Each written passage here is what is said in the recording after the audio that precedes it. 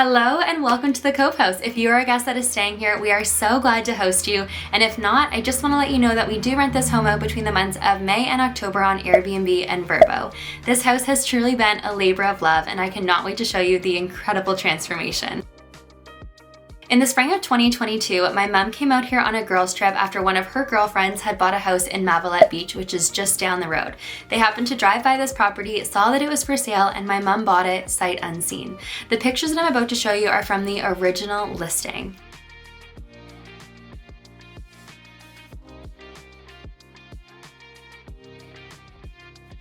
Then in May of 2022, my mom, my sister, and our dogs came out here to start the renovation process. For the first 3 days, all we did was just gut the entire house, and I'm gonna show you that footage now. Now, as we go through this initial tour, I want to talk you through the history of this home. So the original owner of this home was a shipbuilder here in Bellevue's Cove. He was quite wealthy, and that is evident given the size of this house and also the servants' quarter, which you will see here in a little bit.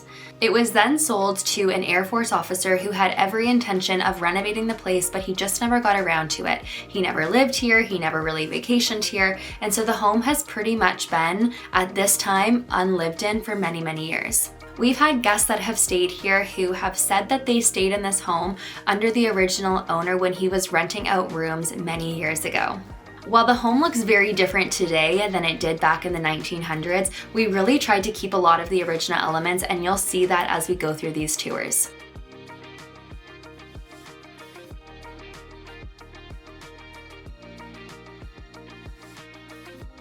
Now that we've completed the tour, I want to take you to our demolition phase. So we started in the kitchen and we were blown away. When we started taking down the cabinets, we did find a hidden space that turned out to be a cabinet on the other side into the master suite. If you're staying in the Cove House right now, you'll notice that there is only one entrance to the main suite, but before we did the renovations, there was actually 3 entrances, one off of the bathroom, one off of the kitchen, and one off of the dining room. Now we just have the one off of the dining room. Oh my God.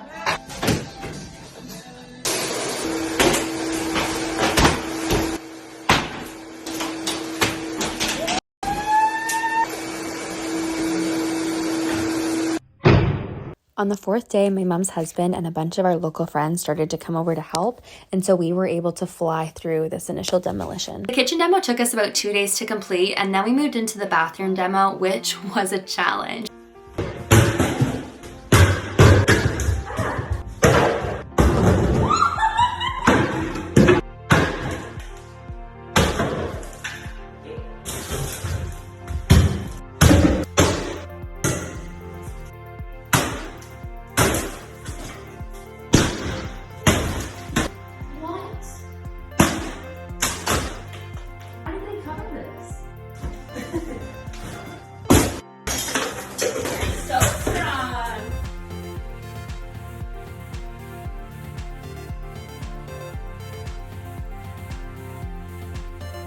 Now, given the size of this bathroom, we wouldn't have been able to put the clawfoot tub and a toilet and the double vanity all in there. So we came up with the idea of turning the pass-through into a toilet closet.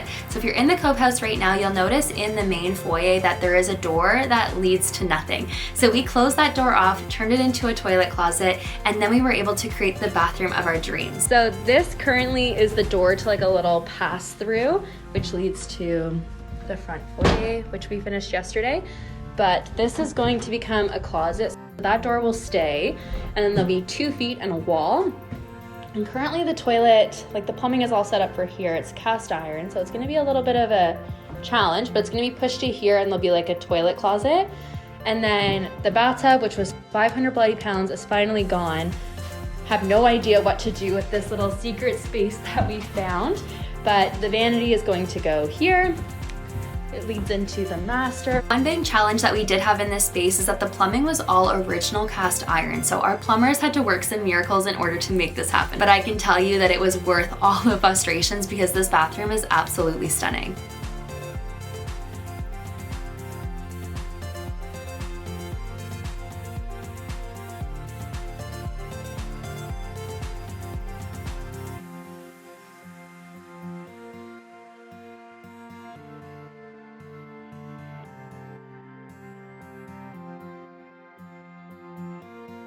And then this is what our bathroom looks like right now. So at the end of phase 2, we did add in a shower combination as well, so that guests have the option of showering downstairs, because we do sleep 15 people here and only having one shower isn't ideal. So we ended up adding a second shower downstairs. Now I want to take you guys to that main staircase, which is just stunning. So I have a whole video that I will insert here to show you how we transformed this space.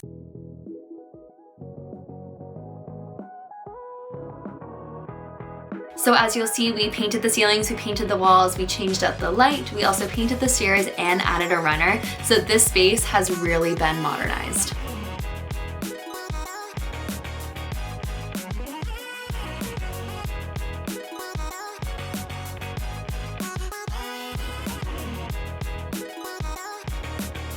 I also want to draw your attention to the 2 doors that are in this main foyer. These doors are original to the property, which was again built in the early 1900s. So because of that, these doors are closed off and we don't allow guests to use them as a point of entry.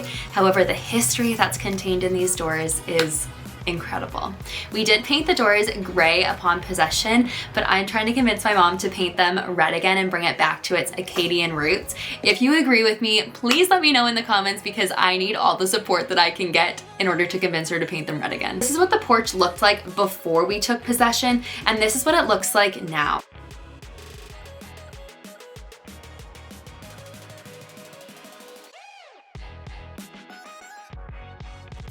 So just last weekend, which is October of 2023, we dug out this whole path. I have a whole YouTube video on the exterior renovation that we did just a couple of weeks ago. So if you want to go check that out, I'll leave it in the description box below. But now we have a path that leads up to the property. In addition, everything was scraped on the outside and repainted, and we have all new patio furniture. Plus we have a 180-degree view of the ocean and sunset, which is just incredible. This space has just completely transformed in terms of the vibe.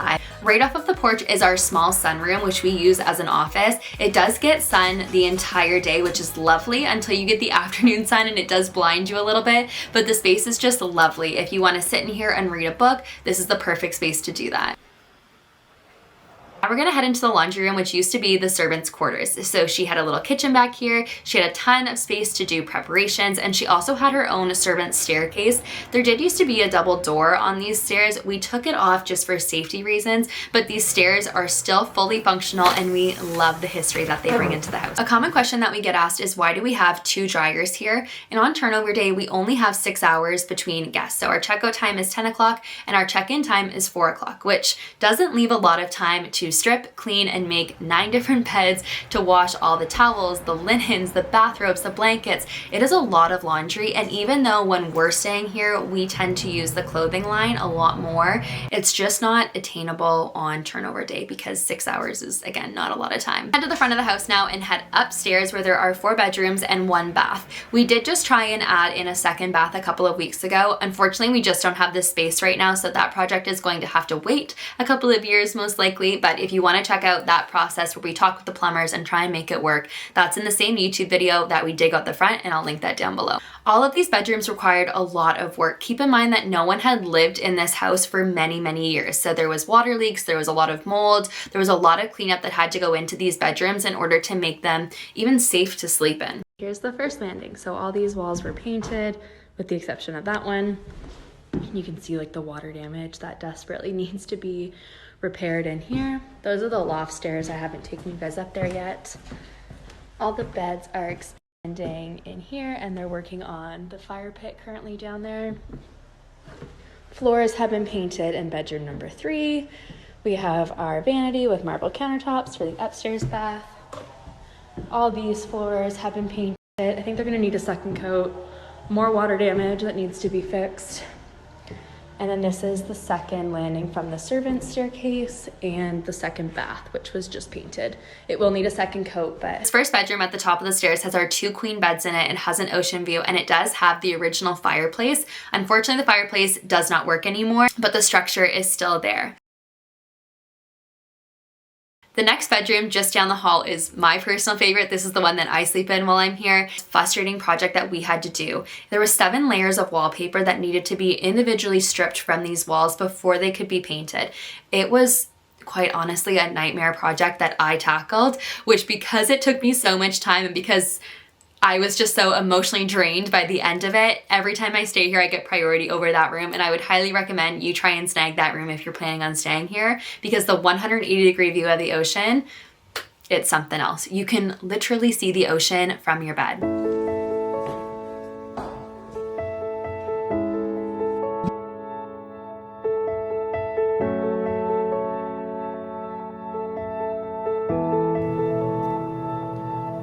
The next bedroom up here is a queen bedroom. This one was relatively simple compared to the other transformations. All we did was paint the walls and the floor, and everything else came together really nicely.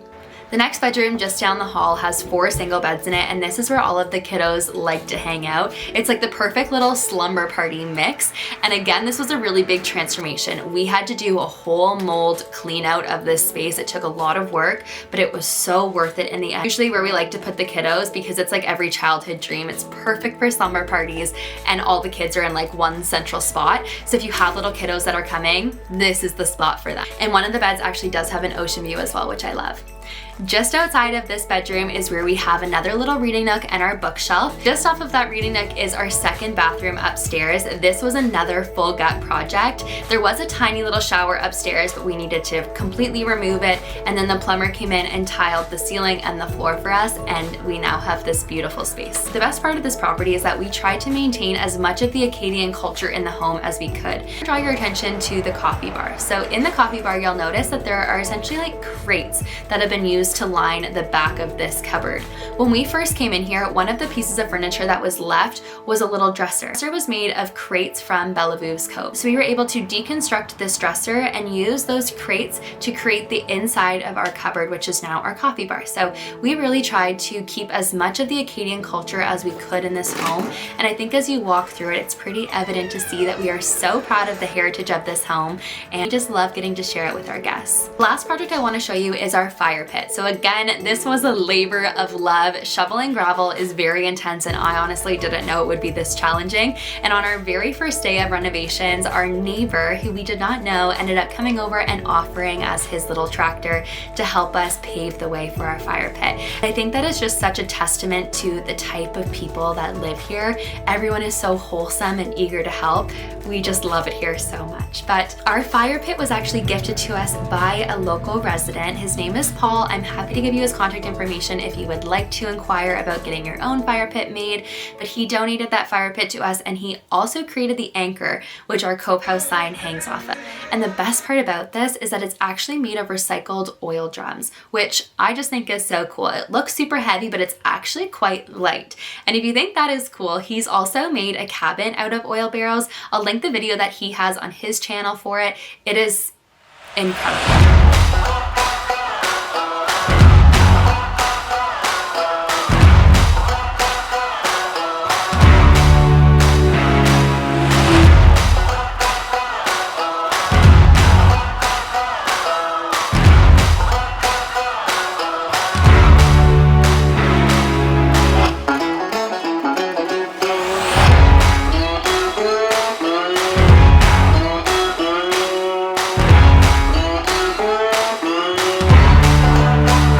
And that concludes the tour of the Cove House. If you are staying at the Cove House, we again are so glad that you're here, and we hope you enjoy your stay.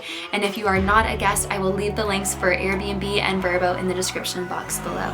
Thanks so much for watching, guys. Take care. So how long have you had your little shop for? Oh, we just opened it. Yeah? What have you called it?